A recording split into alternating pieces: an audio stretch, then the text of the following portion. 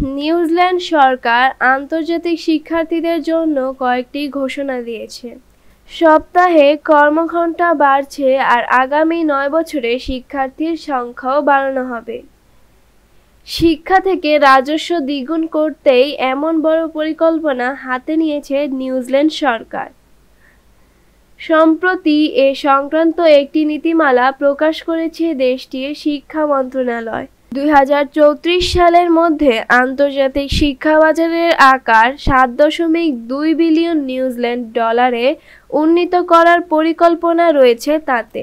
Economic টাইমসের খবরে বলা হয়েছে, আগামী ৩ নভেম্বর থেকে আন্তর্জাতিক শিক্ষার্থীরা সপ্তাহে ২০ ঘন্টার পরিবর্তে ২৫ ঘন্টা পর্যন্ত কাজ করতে পারবেন। এটি ইন্টারন্যাশনাল গোয়িং ফর গ্রোথ নামের নতুন শিক্ষানীতি পরিকল্পনার অংশ। অভিবাসন নীতিতে নমনীয় আনায় বিদেশি শিক্ষার্থীদের জন্য আরও আকর্ষণীয় গন্তব্য হতে যাচ্ছে দেশটি। কাজের অনুমতির ক্ষেত্রে সপ্তাহে ২৫ ঘন্টা পর্যন্ত কাজের সুযোগ পাবেন বিদেশি শিক্ষার্থীরা।